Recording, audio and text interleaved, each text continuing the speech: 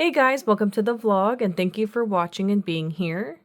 For this month, I wanted to support a small yarn dyer that I found on TikTok. They are called Wild Dye Studios, and this is the yarn that I ended up buying. This is called Ranunculus. It's so pretty and soft, and then this one is called Neon Galactica. And I found them on TikTok and I had followed them for a while and I was like, oh my gosh, their yarn is so pretty. The owner shows the whole yarn dyeing process.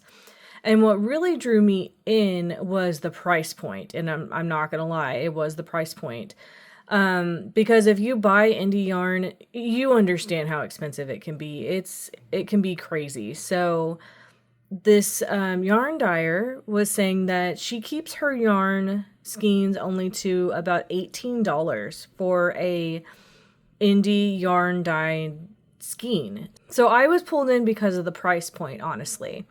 And I started watching her videos and seeing the yarn dyeing process, and I was like, oh, the yarn is, beautiful. It looks exactly like yarn that could be so much more expensive from other yarn dyers. And I'm not putting anyone down. I love all yarn across the board, but it can be expensive. We all know this, right?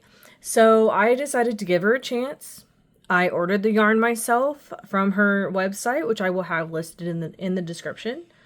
She says in her videos that she keeps the quality high and the price low. So I wasn't sure what to expect from the yarn. The yarn is absolutely gorgeous. She could be charging so much more than she's charging. And honestly, I appreciate the price. Like, I'm going to go back for sure and buy more at some point. But the yarn is like any other yarn that you get from an indie yarn dyer. It's soft. It's beautiful. These are so squishy and nice. So I would encourage you to check out her website or go follow Wild Dye Studios on Instagram and TikTok. I just really appreciate what she's trying to do in the yarn dyeing community. But yeah, I'm very happy with my purchase. I can't wait to use these in a project. I'm not sure what I'm going to do with them. I tend to hoard my indie yarn because it's so pretty that I don't know what... I'm always like, I don't want to use it in this project. It's too nice. I'll find something to use it, and then I never use it, but I will eventually, I promise. I just love indie yarn, and it's so gorgeous. So I'm very happy with this. And yeah, thank you guys so much for watching so far and being here for the vlog. I appreciate you guys.